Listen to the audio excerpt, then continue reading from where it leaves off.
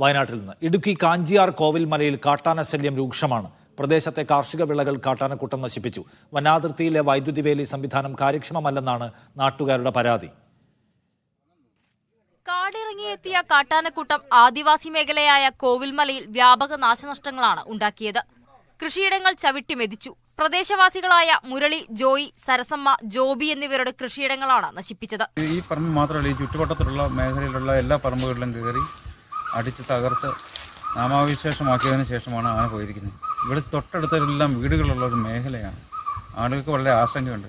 കാരണം നമ്മൾ ഈ അടുത്ത നാടുകളിലെ വയനാട് ഉൾപ്പെടെയുള്ള മേഖലകളിൽ ആന കയറി ആളുകളെ വകവരുത്തുന്ന ഒരു സാഹചര്യം നിലവിലുള്ളപ്പോൾ കൊച്ചുകുട്ടികളടക്കം താമസിക്കുന്ന ഈ മേഖലയിലെ ആളുകൾ വളരെ ഭയത്തോടു കൂടിയാണ് രാത്രികാലങ്ങളിൽ കിടന്നുറങ്ങുന്നത്. പുലരുവോളം കൃഷിയിടത്തിൽ നിലയുറപ്പിച്ച കാട്ടാനകളെ നാട്ടുകാരെത്തിയാണ് കാട്ടിലേക്ക് തുരത്തിയത്. ആദ്യമായാണ് ഈ മേഖലയിൽ കാട്ടാനകൾ എത്തുന്നതെന്നും നാട്ടുകാർ പറയുന്നു.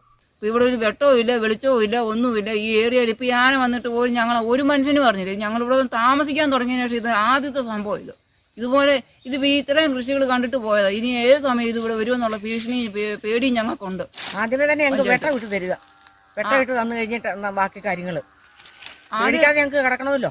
നിരവധി വീടുകളുള്ള പ്രദേശത്ത് മതിയായ സുരക്ഷാ സംവിധാനങ്ങൾ ഇല്ലാത്തതും പ്രതിസന്ധിയാണ്.